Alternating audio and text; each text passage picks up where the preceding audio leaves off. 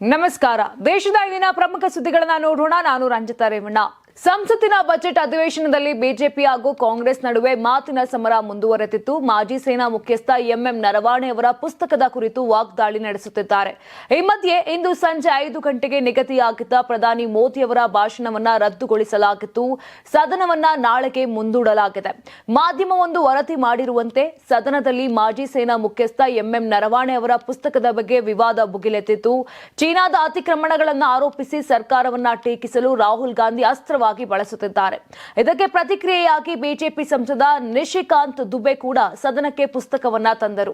ಇದು ಸಂಘರ್ಷದ ಬಿಸಿ ಏರಿಸಿದ್ದು. ಇದೆಲ್ಲದರ ನಡುವೆ ದಿನವಿಡೀ ನಡೆದ ಗದ್ದಲದ ನಂತರ ಸದನವನ್ನ ನಾಳೆಗೆ ಮುಂದೂಡಲಾಗಿದೆ. ಇಂದು ಬೆಳಗ್ಗೆ ಸಂಸತ್ತಿನ ಆವರಣದಲ್ಲಿ ಪ್ರತಿಪಕ್ಷ ನಾಯಕ ರಾಹುಲ್ ಗಾಂಧಿ ಮತ್ತು ಕೇಂದ್ರ ಸಚಿವ ರವನೀತ್ ಸಿಂಗ್ ಬಿಟ್ಟು ನಡುವೆ ಪಾರ್ಲಿಮೆಂಟ್ನ ಪ್ರಮುಖ ದ್ವಾರದ ಬಳಿ ಕಾಂಗ್ರೆಸ್ ಸಂಸದರು ಪ್ರತಿಭಟನೆ ನಡೆಸುತ್ತಿದ್ದಾಗ ಮಾತಿನ ಚಕಮಕಿ ನಡೆದಿದೆ. ಕಲಾಪಕ್ಕೂ ಮುನ್ನ ನಡೆದ ಪ್ರತಿಭಟನೆ ವೇಳೆಯಲ್ಲಿ ಮಾಜಿ ಕಾಂಗ್ರೆಸ್ ನಾಯಕರಾಗಿದ್ದ ಬಿಟ್ಟು ಅವರನ್ನ ದೇಶದ್ರೋಹಿ ಸ್ನೇಹಿತ ಎಂದು ಕರೆದಿದ್ದಾರೆ. ಇದಕ್ಕೆ ಪ್ರತಿಕ್ರಿಯಿಸಿರುವ ರವನೀತ್ ಬಿಟ್ಟು ರಾಹುಲ್ ಗಾಂಧಿಯನ್ನ ದೇಶಕ್ಕೆ ದುಶ್ಮನ್ ಎಂದಿದ್ದಾರೆ.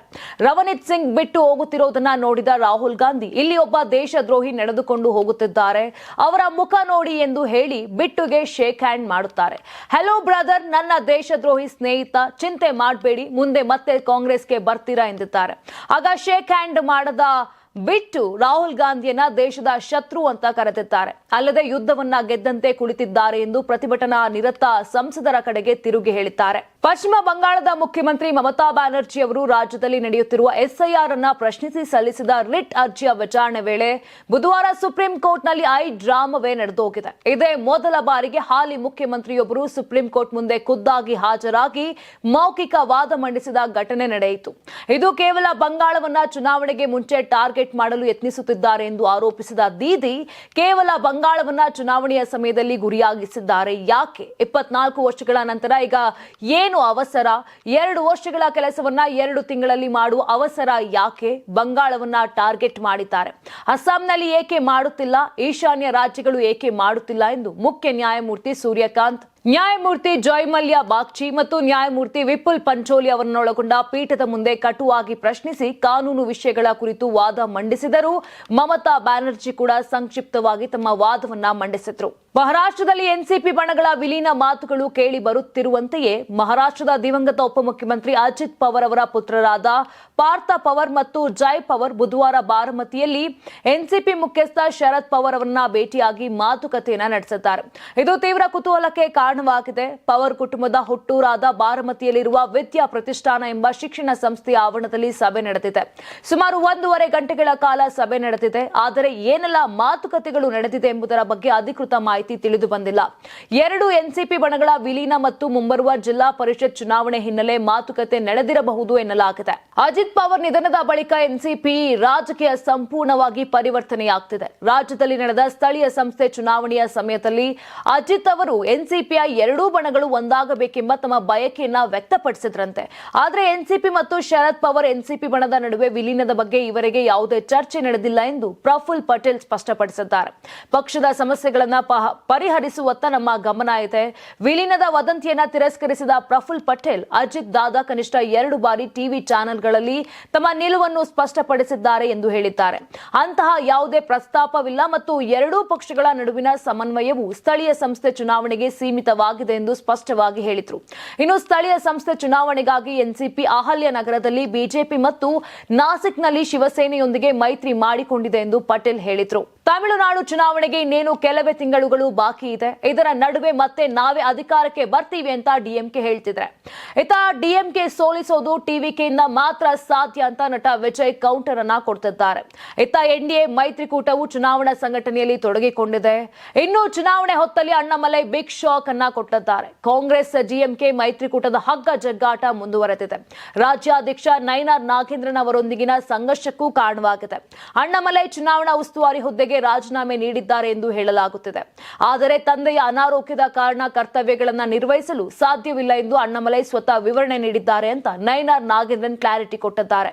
ಮಂಡ್ಯ ಲೋಕಸಭೆ ಕ್ಷೇತ್ರಕ್ಕೆ ಸಂಬಂಧಿಸಿದ ರೈಲ್ವೆ ಮೂಲಸೌಕರ್ಯ ವೃದ್ಧಿಸುವ ಹಾಗೂ ರಾಜ್ಯದಲ್ಲಿ ಇನ್ನೂ ಬಾಕಿ ಉಳಿದಿರುವ ರೈಲ್ವೆ ಯೋಜನೆಗಳ ಬಗ್ಗೆ ಕೇಂದ್ರ ಸಚಿವ ಎಚ್.ಡಿ. ಕುಮಾರಸ್ವಾಮಿ ಅವರು ಕೇಂದ್ರದ ರೈಲ್ವೆ ಸಚಿವರಾದ ಅಶ್ವಿನಿ ವೈಷ್ಣವ್ ಜೊತೆಗೆ ಚರ್ಚೆಯನ್ನ ನಡೆಸಿದರು. ಈಗಾಗಲೇ ರಾಜ್ಯಕ್ಕೆ ಹೈ ಸ್ಪೀಡ್ ರೈಲು ಕಾರಿಡಾರ್ಗಳನ್ನು ಬಜೆಟ್ನಲ್ಲಿ ಘೋಷಣೆ ಮಾಡಲಾಗಿದೆ. ಅದಕ್ಕೆ ಹೆಚ್ಚುವರಿಯಾಗಿ Bengaluru to Pune high speed ರೈಲು ಕಾರಿಡಾರ್ ನೀಡಲಾಗಿದೆ. ಈ ಮಾರ್ಗವು ಹುಬ್ಬಳ್ಳಿ ಬೆಳಗಾವಿ ಮೂಲಕ ಹಾದು ಹೋಗಲಿದೆ ಎಂಬುದಾಗಿ ರೈಲ್ವೆ ಸಚಿವರು ತಮಗೆ ತಿಳಿಸಿದ್ರು ಅಂತ ಎಚ್ಡಿಕೆ ಹೇಳಿದ್ರು. ಹೊಸ ರೈಲು ಸಂಪರ್ಕ ಮತ್ತು ಹಾಲಿ ರೈಲು ಮಾರ್ಗಗಳಲ್ಲಿ ವನ್ಯಜೀವಿಗಳ ಅಪಘಾತಗಳನ್ನು ತಡೆಗಟ್ಟಲು ರೈಲ್ವೆ ಬೇಲಿ ಮತ್ತು ಬ್ಲಾಕ್ ಕಾರಿಡಾರ್ಗಳ ಅನುಷ್ಠಾನದ ಕುರಿತು ವಿವರವಾದ ಮಾತುಕತೆ ನಡೆಸಲಾಯಿತು ಅಂತ ಕೂಡ ಹೇಳಿದ್ರು.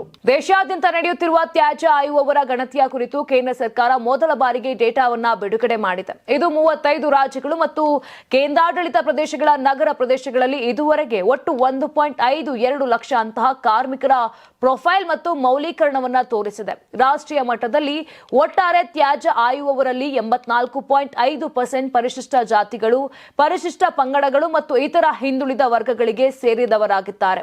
10.7% ಸಾಮಾನ್ಯ ವರ್ಗದ ಸಮುದಾಯಗಳಿಂದ ಬಂದವರಾಗಿದ್ದಾರೆ. ಉದಾಹರಣೆಗೆ ದೆಹಲಿ ಮತ್ತು ಗೋವಾದಲ್ಲಿ ಸಾಮಾನ್ಯ ವರ್ಗದ ಸಮುದಾಯಗಳ ಜನರು ಎಸ್ಸಿ, ಎಸ್ಟಿ ಮತ್ತು ಒಬಿಸಿ ಸಮುದಾಯಗಳ ಒಟ್ಟಾರೆ ಸಂಖ್ಯೆಗಿಂತ ಹೆಚ್ಚಿನ ಸಂಖ್ಯೆಯಲ್ಲಿದ್ದರು. ಪಶ್ಚಿಮ ಬಂಗಾಳದಲ್ಲಿ ಪ್ರೊಫೈಲ್ ಮಾಡಿದ ಎಲ್ಲರಲ್ಲಿ ಸಾಮಾನ್ಯ ವರ್ಗದ ಚಿಂದಿ ಆಯುವ ಕಾರ್ಮಿಕರು 42.4% ಒಳಚರಂಡಿ ಮತ್ತು ಸೆಪ್ಟಿಕ್ ಟ್ಯಾಂಕ್ಗಳ ಅಪಾಯಕಾರಿ ಶುಚಿಗೊಳಿಸುವಿಕೆಯಿಂದ ಉಂಟಾಗುವ ಸಾವುಗಳನ್ನು ನಿರ್ಮೂಲನೆ ಮಾಡುವುದು ಈ ಯೋಜನೆಯ ಗುರಿಯಾಗಿದೆ. ಜಮ್ಮು ಮತ್ತು ಕಾಶ್ಮೀರದ ಉಧಂಪುರ ಜಿಲ್ಲೆಯ ಮಜಾಲ್ತಾ ಪ್ರದೇಶದಲ್ಲಿ ಭದ್ರತಾ ಪಡೆಗಳು ಮತ್ತು ಭಯೋತ್ಪಾದಕರ ನಡುವೆ ತೀವ್ರ ಗುಂಡಿನ ಚಕಮಕಿ ನಡೆದಿದ್ದು, ಘಟನೆಯಲ್ಲಿ ಜೈಷ್ ಎ ಮೊಹಮ್ಮದ್ ಸಂಘಟನೆಯ 2 ಭಯೋತ್ಪಾದಕರು ಹತರಾಗಿದ್ದಾರೆ ಎಂದು ಭದ್ರತಾ ಅಧಿಕಾರಿಗಳು ತಿಳಿಸಿದ್ದಾರೆ. ಭದ್ರತಾ ಪಡೆಗಳಿಗೆ ಭಯೋತ್ಪಾದಕರ ಉಪಸ್ಥಿತಿಯ ಬಗ್ಗೆ ನಿಖರ ಮಾಹಿತಿ ಮೇಲೆ ಜಂಟಿ ಕಾರ್ಯಾಚರಣೆ ಆರಂಭವಾಯಿತು. ಸೇನೆ, ಪೊಲೀಸ್ ಮತ್ತು ಸಿಆರ್ಪಿಎಫ್ ಸಿಬ್ಬಂದಿ ಸೇರಿದ ತಂಡಗಳು ಮಜಾಲ್ತಾ ಪ್ರದೇಶದಲ್ಲಿ ಭಯೋತ್ಪಾದಕರನ್ನ ಸುತ್ತುವರೆದರು. ಭಯೋತ್ಪಾದಕರು ಗುಹೆಯೊಳಗೆ ಅಡಗಿಕೊಂಡಿದ್ರು. ಡ್ರೋನ್ ಮೂಲಕ ನಿಗದಿತ ಸ್ಥಳ ಪತ್ತೆ ಮಾಡಿದ ನಂತರ ತೀವ್ರ ಗುಂಡಿನ ದಾಳಿ ನಡೆಸಲಾಯಿತು. ಭದ್ರತಾ ಪಡೆಗಳು ರಾಕೆಟ್ ಲಾಂಚರ್ ಬಳಸಿ ಭಯೋತ್ಪಾದಕರನ್ನ ನಿಷ್ಕ್ರಿಯಗೊಳಿಸಿದ್ರು. ಹತರಾದ ಭಯೋತ್ಪಾದಕರನ್ನ ಜಬ್ಬಾರ್ ಮತ್ತು ಮಾವಿ ಎಂದು ಗುರುತಿಸಲಾಗಿದೆ. ಇವರು ಜೈಷ್ ಎ ಮೊಹಮ್ಮದ್ ಸಂಘಟನೆಯ ಸದಸ್ಯರಾಗಿದ್ದಾರೆ ಅಂತ ವರದಿಗಳು ತಿಳಿಸಿವೆ. ಆನ್ಲೈನ್ ಗೇಮಿಂಗ್ ವ್ಯಸನಕ್ಕೆ 3 ಸಹೋದರಿಯರು ಬಲಿಯಾದ ಪ್ರಕರಣಕ್ಕೆ ಸಂಬಂಧಪಟ್ಟಂತೆ ತನಿಖೆ ವೇಳೆ ಆತ್ಮಹತ್ಯೆಗೂ ಮುನ್ನ ಸಹೋದರಿಯರು ಬರೆದಿಟ್ಟ ಸಣ್ಣ ಡೆತ್ ನೋಟ್ ಪತ್ತೆಯಾಗಿದೆ. ಆನ್ಲೈನ್ ಗೇಮಿಂಗ್ ಆಡಬೇಡಿ ಎಂದಿದ್ದಕ್ಕೆ ಉತ್ತರ ಪ್ರದೇಶ ಗಾಜಿಯಾಬಾದ್ನಲ್ಲಿ 3 ಅಪ್ರಾಪ್ತ ಸಹೋದರಿಯರು ಹೌಸಿಂಗ್ ಸೊಸೈಟಿಯ 9ನೇ ಮಹಡಿಯಿಂದ ಹಾರಿ ಆತ್ಮಹತ್ಯೆಯನ್ನ ಮಾಡಿಕೊಂಡಿದ್ದಾರೆ. ಬೆಳಗಿನ ಜಾವ 2 ಗಂಟೆ ಸುಮಾರಿಗೆ ಗಾಜಿಯಾಬಾದ್ನ ವಸತಿ ಪಟ್ಟಣವಾದ ಭಾರತ್ ಸಿಟಿಯಲ್ಲಿ ಈ ಘಟನೆ ನಡೆದಿದೆ. ಬಾಲಕಿಯರನ್ನ ಕೂಡಲೇ ಆಸ್ಪತ್ರೆಗೆ ಕರೆದೊಯ್ಯಲಾಗಿತ್ತು. ಆದರೆ ಅಷ್ಟು ಹೊತ್ತಿಗಾಗಲೇ 3 ಸಹೋದರಿಯರು ಮೃತಪಟ್ಟಿದ್ರು. ಘಟನಾ ಸ್ಥಳದಲ್ಲಿ ಪೊಲೀಸರು ಡೆತ್ ನೋಟ್ ಒಂದನ್ನು ವಶಪಡಿಸಿಕೊಂಡಿದ್ದಾರೆ. ಅದರಲ್ಲಿ ಮಮ್ಮಿ, ಪಾಪ ಕ್ಷಮಿಸಿ, ಕೊರಿಯನ್ ಆಟ ನಮ್ಮ ಜೀವನ, ನೀವು ಅದನ್ನ ಆಡಬೇಡಿ ಅಂತ ಹೇಳಿದ್ರೆ ನಾವು ಅದನ್ನ ಎಷ್ಟು ಪ್ರೀತಿ ಮಾಡ್ತಾ ಇದ್ವಿ ಅಂತ ನಿಮಗೆ ಈಗ ಅರಿವಾಗುತ್ತೆ. ಈ ಡೈರಿಯಲ್ಲಿ ಏನು ಬರೆದಿದ್ದೇವೋ ಅದನ್ನ ಓದಿ, ಯಾಕಂದ್ರೆ ಅದರಲ್ಲಿರುವುದು ಎಲ್ಲವೂ ನಿಜ ಅಂತ ಬರೆಯಲಾಗಿದೆ.